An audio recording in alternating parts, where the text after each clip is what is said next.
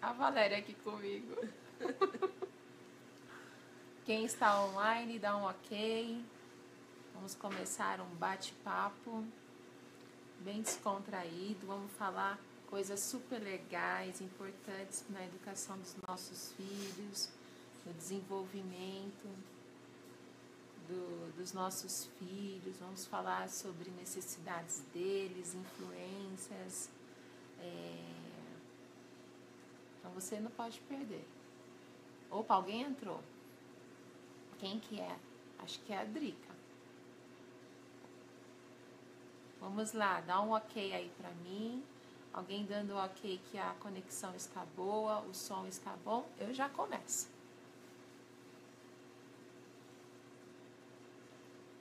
Esse mês, opa, alguém tá? Gesoel Mendes. Olá, Gesoel, é você?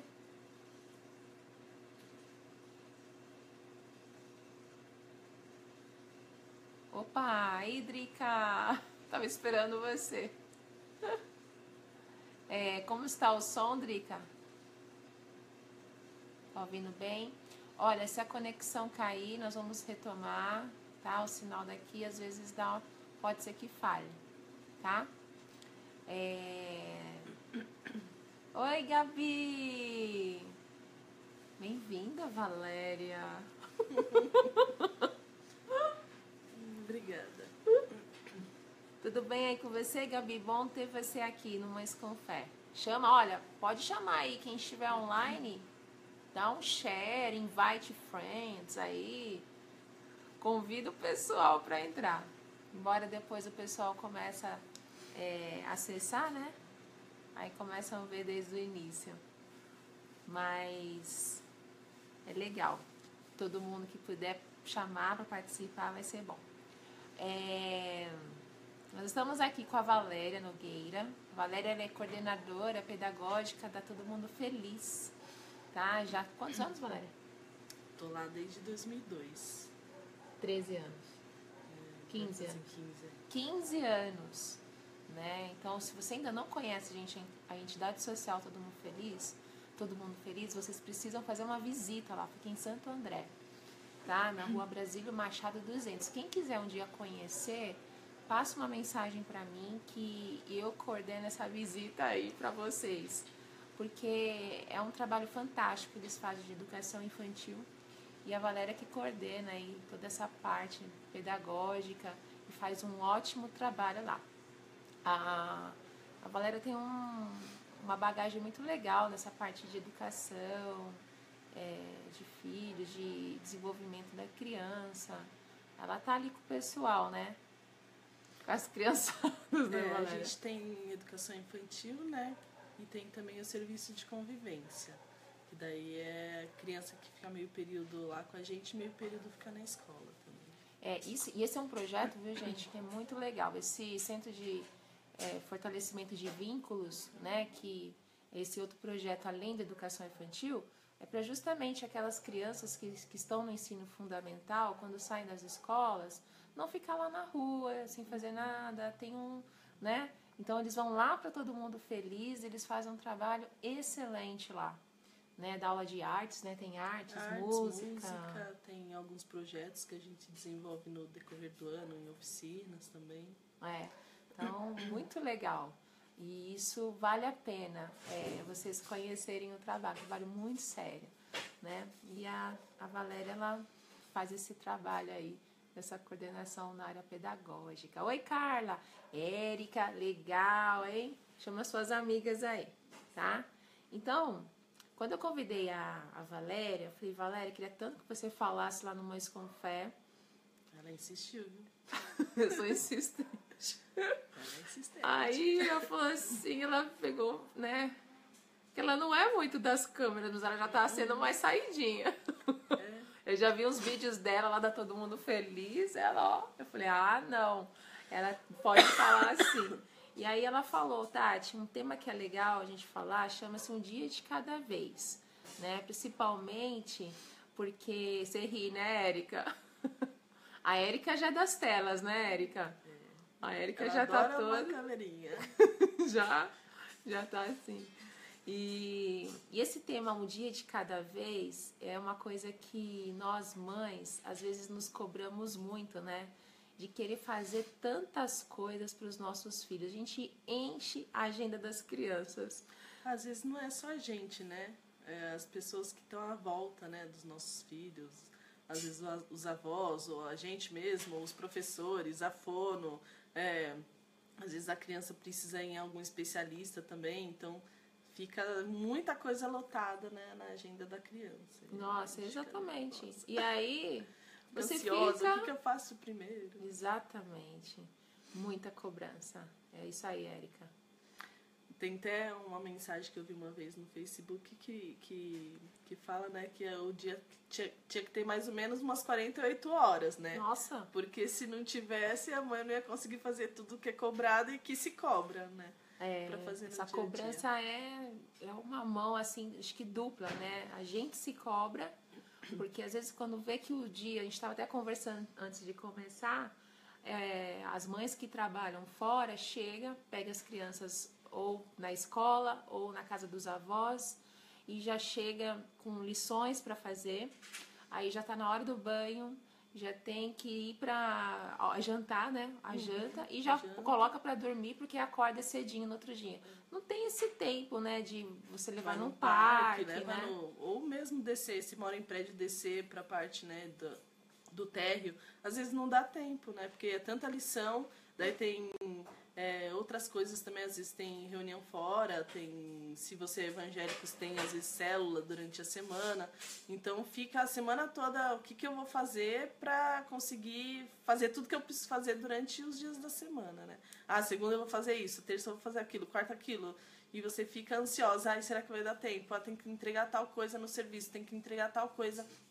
O meu filho tem que entregar tal coisa, minha filha tem que entregar. Ele tá com o nariz escorrendo, tem que levar no médico. Tem que levar na fono, tem que levar no terapeuta ocupacional, tem que levar no psicólogo, tem que levar... E você não sabe o que fazer primeiro. Né? E se a mãe também não tiver organizadinho as coisas na mente dela, a mente dela não estiver sadia, ela acaba ouvindo muitas opiniões. Seu filho precisa disso. Por que você não põe seu filho em tal lugar? Mas o seu filho, não sei o quê... Então, aí a mãe fica louca, né? Porque ouve tantas coisas que fala, meu Deus. E aí a criança sofre. E aí ela pode ter os problemas dela de desenvolvimento, né? E fora as comparações, né? Sim. Quando a gente vê aquela super mãe que consegue fazer 15 mil coisas e vê, né? Eu tô tendo tempo de levar as crianças no parque porque é férias agora, né? Mas não é sempre assim, né? Não dá, é mais fim de semana mesmo. Mas vem as comparações, enfim. A gente vai tratar essas coisas, tá? Cansa só de pensar, Érica. É isso aí, Jéssica, verdade. Olha só, a gente vai começar aqui. O que vocês quiserem perguntar, o que você quiser falar também, independente das perguntas, você pode soltar o verbo. E o que vocês quiserem perguntar, vai colocando aí que nós vamos responder para vocês, tá bom? Quem não souber responder, não vou responder, tá bom? Exatamente. A gente vai perguntar depois para os universitários. Tá? Mas a gente vai respondendo de acordo com o que vai chegando aí, tá bom? Primeira coisa assim que eu queria abordar para Valéria é sobre os interesses das crianças e das reais necessidades que as crianças precisam, né?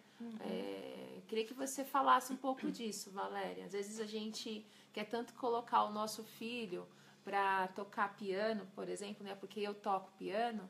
Então, eu quero que meu filho também toque, né? E, às vezes, ele não tem essa aptidão. Ou, às vezes, o Paulo, que gosta de jogar futebol, ele ama futebol, quer colocar o Rian, por exemplo, para jogar, o Felipe, para jogar futebol também. E, às vezes, eles não gostam de outro tipo de esporte, ou não gostam de se movimentar, não sei. E como que a gente trabalha nisso, assim? Bom, uma coisa que a gente tem que saber é que a criança... A gente tem que olhar com 3 olhares, né? Um que é o nível de desenvolvimento que a criança tá, né? Qual a idade, faixa etária, o que você espera, né, do seu filho naquela faixa etária. Outra coisa é o interesse dele, né? E outra coisa é a necessidade dele. Interesse e necessidade são diferentes. Não é só porque a criança tem interesse em dançar que é a necessidade dele dançar naquele momento, né? Então, Você tem que saber respeitar, por exemplo, uma criança de 2 anos que quer dançar, você não vai esperar que já seja um balé clássico, né? A criança não tem ainda desenvolvimento para aquele interesse. A necessidade dela é fazer uma dança mais de brincadeira mesmo, de interação, de socialização e não ficar de ponta de pé, porque não está na idade certa. Né? Com certeza. E isso, às vezes, a gente acaba exigindo muito dos pequenos, né? Principalmente quem tem mãe de menina, né? Assim, né? Que quer ver as filhas no balé. Ela usou balé, estou usando como exemplo. Né? E, às vezes, a gente quer... exige isso muito deles e pode atrapalhar, né, Valéria? Pode atrapalhar. Por exemplo, a mãe quer que a filha seja uma bailarina e daí desde 2, 3 anos de idade já tem uma alimentação super mega rigorosa pensando na bailarina que ela pode ser com 18 anos. Calma, ela tem 2 anos de idade, respeita, né, o que está na fase dela agora. Então você tem que dar uma alimentação própria dessa faixa etária, não de uma bailarina de 18, 20 anos. Né? E isso às vezes, né, gente... a internet está ruim, que pena. Mas depois você olha na íntegra, tá? Esse negócio da... que eu tava falando, eu me perdi. Da bailarina? Da bailarina. Da bailarina não, isso, da bailarina. Às vezes a mãe, os pais, né? Eles não conseguiram fazer tais coisas que eram um sonho da vida deles. E deposita isso tudo na criança, isso, né? Daí que entra você ser paciente, controlar a sua ansiedade, saber que seu filho não é um objeto, não é um brinquedo, não é um robozinho, ele vai ter os interesses dele. É claro que você pode, se você gosta do balé, tem condição de incentivar seu filho, né? Entrar num balé, sua filha entrar no balé. Ou seu filho, você queria fazer natação, incentivar seu filho a fazer natação. Tem coisas que você pode fazer mesmo, não sendo assim do total interesse do seu filho, né? Mas não quer dizer que ele vai ser fala o nome de alguém importante na natação, Phelps. Não vai ser um Phelps, e de repente ele vai ser alguém que vai saber virar e de um lado pro outro na piscina quando for adulto, né? Foi bom você ter incentivado ele a nadar. Mas não quer dizer que ele vai ser um grande mega nadador só porque você queria e sonhava com isso. De repente não vai rolar. Porque não era do interesse dele, né? É importante você propiciar várias coisas pro seu filho, né? Até respeitando o desenvolvimento dele, as necessidades dele. Mas não quer dizer que mais pra frente ele vai ser aquilo que você sonhou. Porque o sonho era seu, não dele. Exatamente. Né? Os nossos filhos, eles têm que sonhar os sonhos deles, né? É lógico que nem minha mãe, ela queria muito que os filhos dela tocassem piano. Né? Então, ela colocou os 3, são 4 filhos, mas ela colocou 3 que o outro não queria mesmo. Né? Meu irmão mais velho não queria mesmo. Então, conseguiu. Mas por um bom tempo, eu não queria estudar. Acho que uns 7 anos, né? Mas, assim, minha mãe insistiu. Porque, e isso hoje eu agradeço a ela, né, pela insistência. Então, existem coisas também que a gente também não pode deixar uma criança de 4 anos tomar uma decisão, né, pela aquela coisa que ela queira. Porque ela não tem essa idade para essa poder de decisão na vida dela. Quem é ela, né? Ela tem 5, 6 anos, né? E isso aí a gente consegue, sabendo que tem essa parte do equilíbrio, né, de você não colocar essa pressão. Eu conheço pais que cobram tanto, né, a perfeição, e as crianças, elas crescem reprimidas. É muito, muito triste mesmo. Né? O resultado não é bom. Você quer acrescentar mais alguma coisa dessa de interesse? É isso aí, né? Acho que é isso, né? Vocês têm alguma pergunta com relação a isso? Olha, aqui tem uma perguntinha. Ó. Como podemos respeitar as diferentes fases das crianças? Bom, para você respeitar, você tem que conhecer, né? Então, se você não sabe, por exemplo, que seu filho de 2, 3 anos pode fazer necessitaria fazer, o interessante é você, por exemplo, entrar na internet e procura o que uma criança qual a faixa de desenvolvimento de uma criança de 2, 3 anos. Vai, estuda um pouquinho, pesquisa, porque às vezes o seu filho não saiu da fralda, por exemplo, ainda. Tem gente que fica se cobrando, meu filho tem 2 anos e não saiu da fralda. Meu filho tem 1 ano e meio e não saiu da fralda. Calma, tem até uns 3 anos para a musculatura dos esfíncteres se desenvolver. Essa palavra é difícil. Esfíncteres se desenvolver. Né? E daí, com isso, sair da fralda. Não quer dizer também que com 10 anos você ainda vai deixar seu filho na fralda. Né? Não é só porque ele não quer sair da fralda, você não vai incentivar. Você incentiva.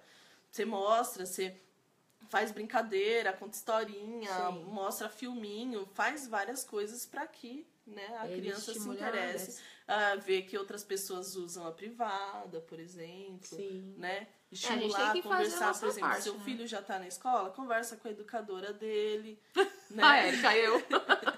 Conversa com a educadora dele, com a sua irmã. Às vezes a pessoa vai dar outras alternativas, às vezes o pai e a mãe não tá dando certo, às vezes a professora vai dar mais certo. Então, vai ver qual é, né, o jeito que a outra pessoa vai estar fazendo para você também fazer em casa. Isso a importância dos dois trabalharem juntos, escola e família, nesse caso. Né? O que é legal, assim, que ela falou, entra o lance também da comparação, né? Às vezes a comparação, você conversa comigo, né? Mas, ó, o lance da comparação, às vezes a gente acha que é ruim, né? Existem comparações realmente que vai fazer muito mal para a mãe. E, em consequência, vai fazer mal para o filho, né? Mas existem comparações boas, né? Por exemplo, eu não vou comparar o inglês do meu filho com o inglês do meu sobrinho. Meu sobrinho mora em um país que fala inglês. Então, a fluência dele no inglês vai ser uma. E a fluência do Rian mesmo, que morou lá também... É uma do Arthur, que não mora e tem a vivência mais da língua portuguesa, né? Vai ser diferente, né? E só logo do inglês que tem na escola. Então você tem que saber respeitar. Não vou comparar meu filho nesse sentido porque ele tem outra vivência. Né? Isso é muito importante, viu, mulherada? As pessoas têm pressa para que a criança fale, ande, coma sozinha. As mães, né? É que fica comparando com os outros, né? Mas daí que entra a importância de você entrar e pega um livro que fala sobre desenvolvimento infantil, ou pega e entra na internet. Tem vários videozinhos, né? Tem uma psicóloga, eu acho que é Daniela alguma coisa, que eu gosto de ver às vezes na internet, que fala sobre birra, fala sobre desenvolvimento infantil, fala sobre vários temas, né? Até a Ana Paula Silva, lá da Todo Mundo Feliz, que me indicou essa Daniela, não sei o Daniela nome. Alguma coisa, depois ela vai ver o nome certo, a gente põe aqui. Daniela Alguma Coisa. E daí ela fala bastante temas variados que ajudam a gente. Então, se você não sabe, vai, pesquisa. Isso também é sério, né? Porque... Joelma, passa muito rápido e se a gente não vai atrás de informação correta, pesquisar, aí você vai... Como que a gente vai entrar numa solução, né? De repente a professora do seu filho vai fazer uma conversa com você. Olha, seu filho de 3 anos ainda não está sentando direito na carteira e não escreveu o alfabeto inteiro. Misericórdia, fala para essa professora que não está na faixa etária. Você tem que conhecer, até para você falar para outra pessoa que não está certo. Seu filho de 3 anos não precisa escrever o alfabeto inteiro. Não está na faixa etária, não está no desenvolvimento. Pode até estar no interesse da criança, mas às vezes não está ainda na necessidade dele. Você não precisa fazer isso. Né? Isso, gente, é muito importante quando você for ver escola para o seu filho. Né? Não simplesmente ver se está tudo bonitinho, tal. Tem que ver, lógico, a higiene, a organização. Mas tem que ver realmente como que eles ensinam. O que a eles Gi priorizam. Colocou ali, é Daniela Faria. Boa, Gi, obrigada. Então, ó, essa psicóloga, material bom, Daniela Faria. Ela tem vários videozinhos lá no YouTube. Quem quiser entrar lá e pesquisa. Tá vendo? É legal. A linguagem dela é fácil de entender. Perfeito. E essa coisa nós estávamos também conversando sobre isso, sobre o desenvolvimento da coordenação motora, foi isso, né? Que tem a por faixa etária. Então, isso aí eu achei muito legal. Queria que a Valéria falasse um pouquinho disso. Então, Valéria. que, por exemplo, a gente não vai cobrar de uma criança A gente não vai cobrar de uma criança, por exemplo, de 2 anos, a mesma coordenação motora de uma criança de 6 anos, né? Então, você não vai cobrar mesmo exemplo que eu já dei, né? Você não vai cobrar que uma criança de 3 anos já saiba o alfabeto inteiro e escreva o alfabeto inteiro, porque a coordenação motora fina dela não está ainda desenvolvida. O que você tem que fazer é primeiro desenvolver a coordenação motora grossa, correr, pular, mexer nas coisas, usar bastante brinquedo, por exemplo, bloquinhos de montar, massinha, fazer outras coisas para que seja desenvolvido aos poucos a coordenação motora grossa, motora fina, e daí a criança com 6, 7 anos escreva bem. Se o seu filho com 2 anos não faz uma coisa, é porque ele ainda não escreve o número de 1 a 10. Seu filho de 2 anos não precisa escrever o número de 1 a 10. Seu filho de 2 anos ainda não precisa amarrar o sapato. Seu filho de 2 anos ainda não precisa saber amarrar uma xuxinha, assim, igual a minha. Né? Então você tem que ir mostrando respeitando a faixa etária, né? A faixa etária do seu filho. Olha, isso aí, gente, é importante, porque tem escolas que prometem, né? Olha, seu filho aí na mini maternal vai aprender aqui na nossa escola, a gente ensina o abecedário, ele vai aprender a escrever já o nome. Mas daí não adianta, porque como você não respeitou o nível de desenvolvimento, você foi ansioso, fez antes da hora, o que acontece? O desenvolvimento motor, né, da parte mais grossa, assim, o global não é desenvolvido, porque o fino foi desenvolvido antes. Então, se você não sabe respeitar, acaba trocando os pés pelas mãos e daí o seu filho tem problemas. Isso é importante. Então, a ordem altera os fatores, sim.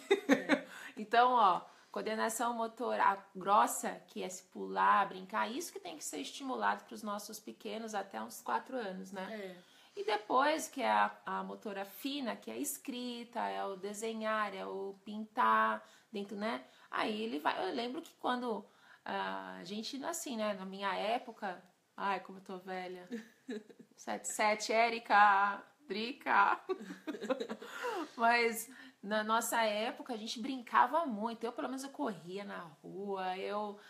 Brincava assim demais. E, no entanto, que a gente fazia a primeira série a partir dos 7 anos, né? Então, essa cobrança, né? De, olha, tem crianças com 3 anos que escrevem já o próprio nome. Ah, não, porque se seu filho não aprendeu o alfabeto com 4 anos, 3 anos, ele não vai entrar numa boa universidade. Então, você fica super mega preocupado. Na verdade, não, né? Porque você acaba matando cortando o processo, Cortando o processo. Aí, uma mãe que não tem essa informação... Ela vê uma criança de 3 anos escrevendo perfeitamente o nome dela. Gente, o meu filho não escreve o nome. O que eu faço? Não é? E aí começa que não, eu preciso colocar uma escola assim. E mães sem informação. Ao invés de ver o Mães com Fé com a Valéria Nogueira, né?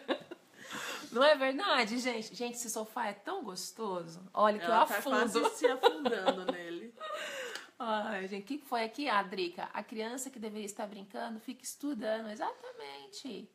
Não trabalha, mas estuda de... Criança tem que brincar, o ECA, né, garante isso, né? Hoje em dia, na sociedade, a gente perdeu muito isso. Mesmo o ECA falando que tem que brincar, muitas vezes a gente pode se brincar, né? Ou a criança fica demais na televisão, ou fica demais escrevendo, né? Desenhando, não que... A criança não tem que desenhar, tem que escrever lá da maneira dela, né? Mas não quer dizer que a criança só pode fazer aquilo. Você tem que estimular a criança, mas de uma maneira própria para a faixa etária. Por exemplo, você vai contar uma história para a criança não tem que te recontar inteira a história, né? Dependendo da faixa etária. Dependendo da faixa etária, ela vai saber só os personagens daquela história. Ou vai fazer uma criança de 1 ano. Se você contar uma historinha e a criança conseguir imitar, por exemplo, o barulho do animal, tá ótimo. A criança não precisa já ter uma verbalização que faça já... você até grave a história do seu filho de 1 ano, 2 anos falando, né? Porque não é esperado para essa faixa etária. Então, isso é um assunto legal, né? A gente saber esperar o momento certo das coisas nos filhos, né? Então, você viu, olha, uma criança de quantos anos que vai imitar os sons? Se de já com 1, 2 anos já tá imitando o som dos animais, isso a gente pode perguntar para eles, né?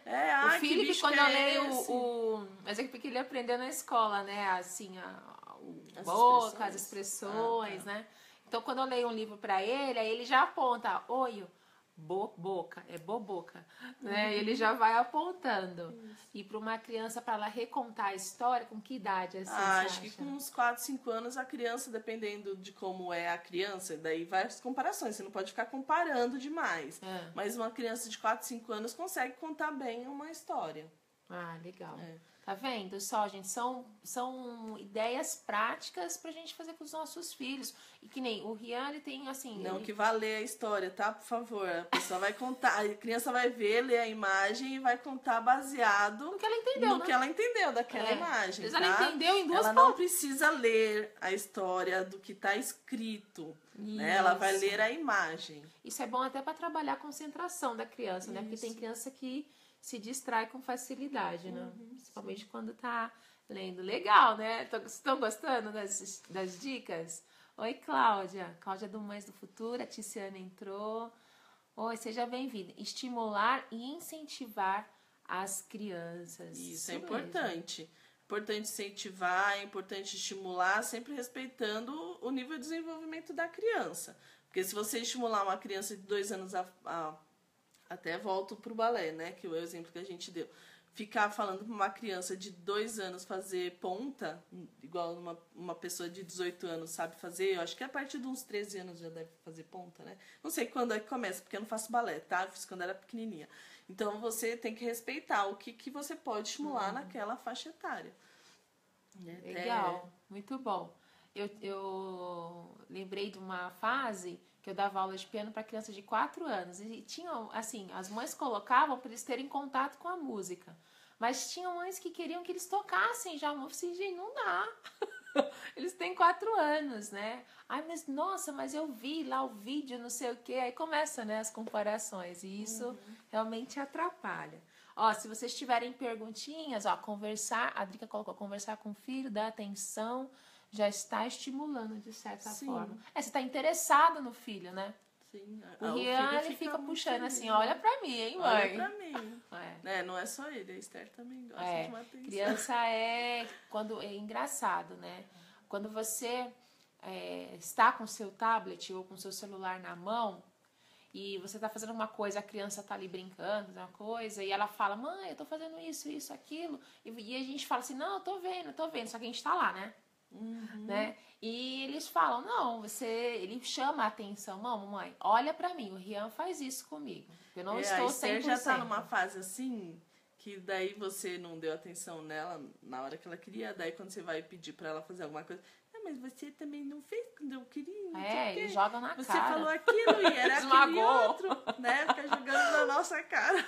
Né? E a criança, gente, é tão genuína, é tão pura, que quando eles estão com um tablet e você fala assim pra ele, eu quero brincar com você agora, eles largam na hora o tablet. Né? Porque a necessidade que eles têm do contato com a gente, né? E tem umas perguntas aqui, peraí. Érica, importante conhecer e valorizar as aptidões da criança e incentivar a vencer os desafios nas áreas que apresentam dificuldade. Às vezes, por exemplo, a criança não é muito boa nos esportes, né? Não gosta de jogar futebol, por exemplo. Mas vê qual é a parte que ela gosta mais, se é uma natação, se é um judô, se é algum esporte que não é competitivo, porque às vezes a criança não é que não gosta do futebol, não gosta da competição que tem no futebol, né?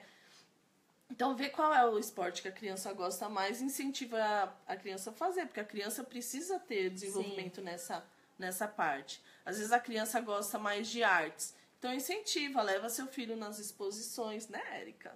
Érica. Leva seus filhos em exposição, leva pra ir no teatro, leva pra ir em parques, pra ver monumentos. Por exemplo, lá no Parque do Ipiranga tem aquele monumento lá embaixo, que eu não sei o nome. Tem também um museu só pra ver arquitetura. Isso você já está incentivando culturalmente seu filho. E uma coisa que me ocorreu aqui, que quando você não é dessa área, às vezes você não consegue detectar que o seu filho pode ser da área. De uma área que não é a sua. Que nem eu sou da área de arte, só que sou da área na parte musical. A Érica, por exemplo, é da área de artes, mas envolve essa parte de pintura, né?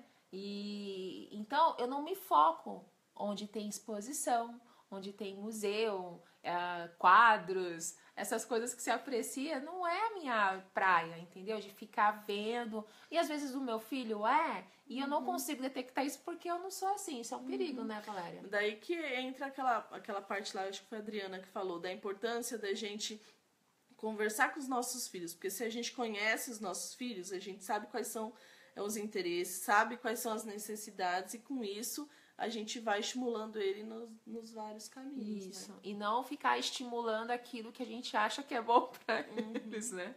Que é tão automático isso. Ó, tem aqui uma outra perguntinha. Deixa eu ver se tem mais aqui, peraí. Não tenho filho pequeno, mas tenho sobrinhos, filhos de amigas. É bom ouvir na minha casa. É bom ouvir, isso é. Então vocês têm que ensinar para o seu sobrinho, Joelma. E tem coisas que você vai falar pro seu sobrinho que a sua irmã ou sua cunhada falando não vai adiantar nada, viu? A tia é muito importante na educação do filho. É, seu filho. Então deixe, às vezes, seu filho com sua cunhada, com a sua irmã, com seu irmão. Eles vão ter uma linguagem que às vezes você não tem. E confunde a criança? Não, né? Não. Ótimo. Não, se tiver, assim, a linguagem vai ser diferente, mas, assim, os valores globais são os mesmos, né? Então, claro que você não vai deixar seu filho, né, com alguém que tem um desvio de caráter, daí não, né? Mas se tem os valores globais iguais ao seu, às vezes a Érica, por exemplo, que é minha irmã, vai ter uma linguagem para falar com o Arthur melhor do que eu em determinada área, né? Isso é importante mesmo. Né? Às Então, vezes você não está conseguindo. Joelma, você é muito importante na vida dos seus sobrinhos. Com certeza, Joelma. Né? Às vezes a mãe não tem tempo, né? Às vezes fica tanto tempo trabalhando e tal. E a família acaba ajudando, né? Em várias áreas. Isso é importante. Né? Alguém tem mais alguma perguntinha? Eu vou entrar aqui com uma pergunta. Qual a principal influência dos pais no desenvolvimento dos seus filhos? A gente falou bastante disso. Né? Qual a principal influência dos pais no desenvolvimento? Eu acho que é o que a gente já falou até agora, né? Os pais saberem quem são seus filhos, saber o que se esperar daquela faixa etária, estimular os filhos. Por exemplo, uma criança com 2 anos, você não vai esperar que a criança já pegue a roupa lá no cabide e se vista, até porque às vezes é alto, né? Não tem como a criança pegar determinada roupa. Mas a criança já pode, por exemplo, levantar os braços sozinho enquanto você, né, põe a roupa. Ou a criança às vezes pegar a roupinha e pôr na própria cabeça e pôr os bracinhos. Agora, uma criança com 4 anos, que a mãe e o pai ainda vestem totalmente, não tá certo. Né? Se você não tá sendo boa pro desenvolvimento do seu filho, porque quando o seu filho tiver uns 8 anos, 10 anos, ainda vai estar vestindo ele. Né? Então, tem coisas que você, se você não vai incentivando quando tem 2 anos da criança já levantar a mão sozinho, ou já tentar pôr a roupa sozinha na cabeça, pescoço, tentar subir a própria calça, não que ela vá conseguir totalmente, a calça às vezes quando a criança tem 3 anos, 2 anos, 4 anos, ainda fica meio torta, né? Mas você vai, arruma aqui, tem que ver a costura, são coisas que você vai falando, incentivando, que, por exemplo, quando a criança estiver brincando de fantasia, né, com os coleguinhas na escola, ou até numa festinha que você está dando de aniversário, o seu filho vai poder se desenvolver com autonomia naquele momento da fantasia que põe e tira a roupa, né? Sim, isso é muito sério. Porque às vezes a mãe que é apegada muito com o filho, não quer perder esse apego, né? E às vezes é a compensação, né? Trabalhou o dia todo. Ele é tão pequenininho, tem 10 anos o filho, né? Ele é tão pequenininho, deixa eu pôr a roupinha pra ele. Tadinho. Né? Até hoje a gente vê filhos de 35 anos sendo servidos. Então, se você quer que seu filho com 10 anos tenha uma determinada autonomia, vai se planejando com paciência, um dia de cada vez, que propicie com 10 anos ele tenha cada vez tal comportamento. Outra coisa, que nem o Rian, ele demora muito para se trocar. Mas assim, ele se distrai, ele demora e tal, mas ele se troca. Mas ele demora. E às vezes eu tô com pressa, eu vou logo isso aqui. Entendeu? Então, mas não pode fazer rápido assim, né? O ideal é, por exemplo, se você sabe que ele é devagar, e você tem que sair, por exemplo, às 3h30, começa a vestir ele às 3. Deixa ele no tempo dele. Não pode porque ser as rápido, crianças têm senão... as crianças, não só as crianças, né? As pessoas têm diferentes temperamentos, né? Tem o colérico, o melancólico, o fleumático e o sanguíneo. Provavelmente seu filho é fleumático, então ele gosta de fazer as coisas mais devagar. Bem devagar. É igual o pai dele. E não gosta, por exemplo, que fica apressando, porque quando apressa ele se embanana todo e daí é pior ainda. Então ele tem que saber tudo que ele precisa fazer. Às vezes você dá uns feedbacks, mas sem ficar com tanta cobrança e tanta pressão. Ele tem que saber o que ele tem que fazer. Você fala, Rian, a gente vai sair tal horário, tá na hora de você se vestir. Vai lá e pega a roupa que já tá em cima da sua cama. Daí ele vai lá e vai se trocar. Daí você volta, Rian, você não sabia que era pra você se vestir? Vai e veste a sua roupa. Para do que você tá fazendo, de mexer com o robozinho e vai lá e se veste. Assim mesmo. Né? Ai, tenso. Aqui, ó, a Gi. Tenso, porque... Peraí, Gi, acho que tem uma pergunta em cima da sua, peraí. Hoje a maioria das famílias estão optando por um só filho.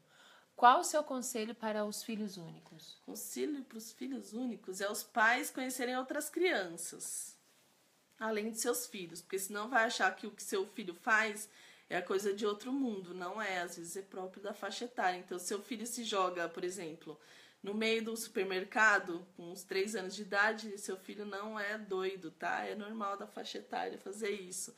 Então, não precisa ficar chorando, porque seu filho faz aquilo com você. Ou o filho fica correndo na igreja e as professoras não entendem. Isso. Então, se você acha que é feio seu filho ficar correndo na igreja, e se as pessoas ficam falando demais, desce, conversa com seu filho, explica porque não pode, explica pra ele as regras sociais. Seu filho tem 4 anos, não é mais pra ficar correndo na igreja. Agora, seu filho acabou de aprender a andar, por exemplo. Tá descobrindo, tá lá, né? Descobrindo, com 1 ano de idade. É claro que ele vai dar umas corridinhas. É melhor você deixar, tá? Pro seu filho se desenvolver. Deixa ele andar naquele corredorzinho lá que você sabe que vai ser seguro pra ele. Mas com 4 anos de idade não é mais pra ficar correndo, por exemplo, na hora de um culto. Ele tem que entender a regra social daquele ambiente. A regra social daquele ambiente é você sentar enquanto o outro está falando até ser o momento dele ir, por exemplo, para a salinha dele. Com 4, né? Não com 2. Não, 2 anos. 2 anos dependendo da criança. Tem criança que já entende. Agora, se você percebe que seu filho não está entendendo o que você está falando com ele, é melhor você mesmo já vai num lugar, por exemplo, da igreja mais lá para trás, que não chame tanta atenção. É claro que você não vai deixar seu filho com 2 anos correndo lá na frente da igreja, porque isso vai chamar a atenção dos outros, vai atrapalhar quem está à frente falando, né? Então já senta mais para trás e já fica no seu cantinho, sabe que lá ele vai poder fazer o que precisa fazer. A igreja é um grande desafio para as mães, né? Eu que tenho um filho pequeno, né? Eu sempre tenho que contar com a ajuda de outras mães para me ajudar, e professoras, porque é muito difícil. Muito difícil. Então tem que ter a compreensão também, né? Porque é a fase dele, né? Dessas crianças, mas também tem a orientação nossa, né? Sim. Que tem que ter. É o que eu falei, né?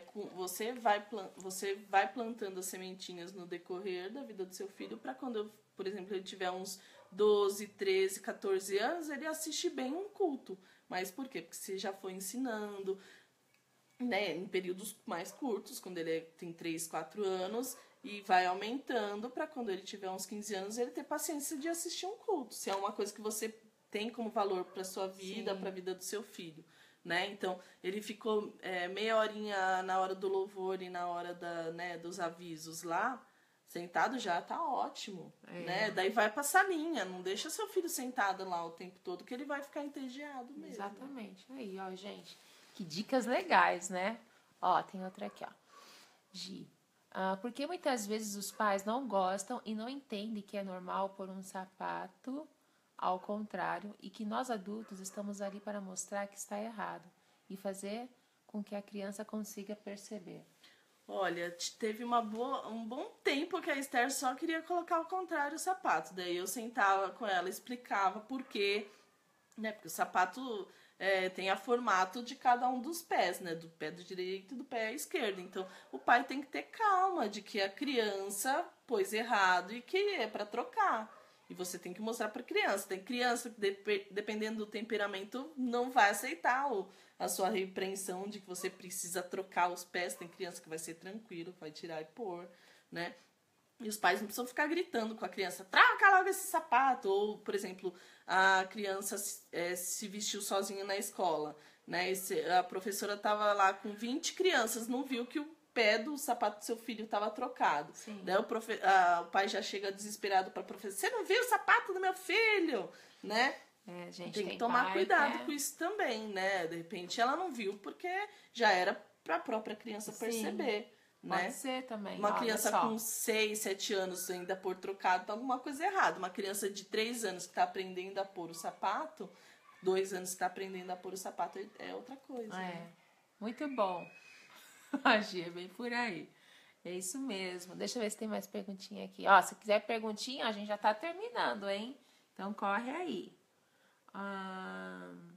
Como pedir ajuda para entender o comportamento dos filhos? A escola precisa oferecer esse serviço para os pais? Olha, tem escola que sabe, tem escola que não sabe. Né? Então você pergunta. Se você não ficou contente com a pergunta, com a resposta que foi dada a você, pesquisa. Vai atrás de outras pessoas. Se você tem um grupo de amigos e determinada pessoa do seu grupo de amigos tem pedagogia, ou tem psicologia, ou tem, né, alguma especialidade que você acha que tem a ver com aquela sua pergunta, vai e conversa com essa pessoa. Não fica com a pulga atrás da orelha, né? Se informa, lê livros, vai na internet, pergunta pra sua mãe como é que era na época dela, né? Não fica Olha, seria muito cismada. bom que as escolas dessem esse feedback pros pais, mas não são todas, né? Não, tem escola que não tem condições disso, né? Tem escolas que são muito pequenas e a pessoa que está na direção é só uma gestora, né? Não é uma pedagoga voltada assim, para o desenvolvimento infantil, não sabe o que é próprio de cada faixa etária. Ela está lá mais como uma administradora, né? Igual um administrador de empresas. Então, não é toda escola que vão saber responder tudo que você quer saber. E às vezes a coordenadora lá pedagógica vai falar do comportamento do seu filho e às vezes você pode não aceitar aquilo. Né? Às vezes você pode não aceitar porque quando você põe seu filho em uma escola, você tem que saber qual é a proposta pedagógica daquela escola. Se você é tradicional e você coloca o seu filho numa escola muito assim, liberal, por exemplo, não vai dar certo. Né? Você espera que a escola seja muito cheia de limites e de tradições e na escola é liberal, não vai ter isso que você quer. O que você vê, Valéria, assim, quando você vai escolher uma escola, quais pontos importantes que você vê que a escola tenha? Escolher a escola, você tem que ver, por exemplo, tamanho. Né? Você quer uma escola que seu filho seja um número ou que seja uma pessoa? Né? Então, isso, primeira coisa. Né? Você quer que seu filho seja chamado pelo nome, saibam que é o Joãozinho, que é a Mariazinha, que você é a Tatiana, por exemplo, né? Ou você quer em uma escola que o seu filho é o número 52 da sala 2B, né? Então você já vê o tamanho da escola. Você já vê o tamanho da escola, você sabe qual vai ser o tratamento do seu filho. Não que ele não seja bem tratado, ele vai ser bem tratado. Mas, assim, vai ter, às vezes, até uma educação de qualidade, mas as pessoas não vão nem saber quem ele é. E, às vezes, o filho, gente, isso aí é com acompanhamento, né? Ele se perde no aprendizado quando o grupo é muito grande. Né? Isso eu sei por conta do meu filho. Então, se o grupo é muito grande, ele se perde. Então, a professora tem que ir lá no individual e falar, você entendeu? Não entendi. Aí a pessoa tem que ir lá. Então, a professora tem que ir lá para explicar individualmente, mas porque às vezes o grupo está maior e ele não conseguiu assimilar. Então, então você vê o número de alunos que tem naquela escola. Vê o número de alunos que tem por sala, o número de alunos que tem na escola no total. Por exemplo, se você é de uma escola que tem 1000 alunos, quem é a coordenadora ou diretora não vai saber o nome de todo mundo. Até pode saber o nome de um de outro, né? Até porque às vezes algumas famílias têm mais filhos na escola, então fica mais fácil você saber quem é quem, né? Mas daí não vai saber quem é seu filho, assim, específico, seu filho de todas as pessoas, né? Legal. Isso aí, Outra coisa, você tem que ver a proposta pedagógica, se é construtivista, se vai mais para o lado socio-interacionista, se vai mais para o lado construtivista, tradicional, sei lá. Mas como que é que funciona isso, construtivista? Construtivista é que a criança vai construindo o próprio conhecimento. Né? Socio-interacionista é que está mais ligada às interações, às coisas que aprende nas interações com outras pessoas. Isso a grosso modo, tá? E tradicional é a tradicional que a gente tinha mais quando era criança, né? Que é a beabá, essas coisas. E você prefere qual? Eu prefiro mais construtivista com socio-interacionista. Com uma pitada de tradicional. Nossa! Vocês estão vendo, gente? Quanta coisa que a gente precisa aprender com essa mulher aqui. Muita coisa. Nunca eu ia perceber isso, entendeu? Isso aí depois você tem que escrever certinho, Valéria, pra gente colocar no Moço com Fé. Eu vou pedir pra ela escrever depois, assim, a diferença de cada um, que é legal a gente saber, né? Legal. O que a Gi colocou? Sempre bom conversar com o pediatra, se ver algo normal com a criança e ver como ele é na escola, para tirar algumas conclusões e procurar orientações. Isso é importante. A gente tem até lá na Todo Mundo Feliz, tem a pediatra a doutora Vera, né? Que vai lá a cada bimestre ou todo mês, depende da agenda dela, né? E tem algumas coisas que a gente passa para ela, que como pediatra, né? Ela tem mais noção do que às vezes a gente como só... estudando o desenvolvimento na parte mais pedagógica, né? Então, é muito importante conversar com o pediatra do seu filho, com outros pediatras também, se você tem outras pessoas que você conhece, né? Sim. Vai e conversa. Você conhece, por exemplo, o seu filho está com um problema motor. Você conhece um ortopedista? Vai e conversa com ele. Ah, é normal isso? Não é normal? Né? Tem escolas que oferecem, né? Alguns conselheiros, assim. Né? Então, tem que se informar. E às vezes o jeito que a pediatra vai falar é mais direto, mas é de uma linguagem que o pai e a mãe vai entender melhor. Ou só por ser um outro profissional, né? Se é um dentista, um pediatra, né? Um nutricionista, os pais vão receber de uma outra maneira. Né? Com certeza. Então, gente, é isso aí. Se alguém tiver mais perguntas, fala agora.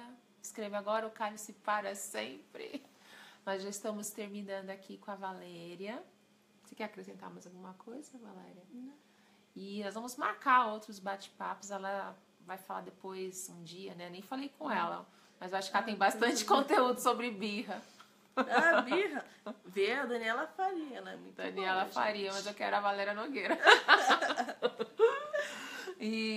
Mas assim, você aí que está vendo agora o seu vídeo, você pode compartilhar o vídeo para os professores que você conhece, para mães, né? Compartilhe o material. A gente faz esse trabalho agora no mês de julho, está terminando. No dia 31, que é o último dia do mês de julho, nós vamos ter o sono do bebê com a Cláudia Venâncio. Ela vai falar sobre o sono do bebê, aqueles bebês que não dormem de jeito nenhum.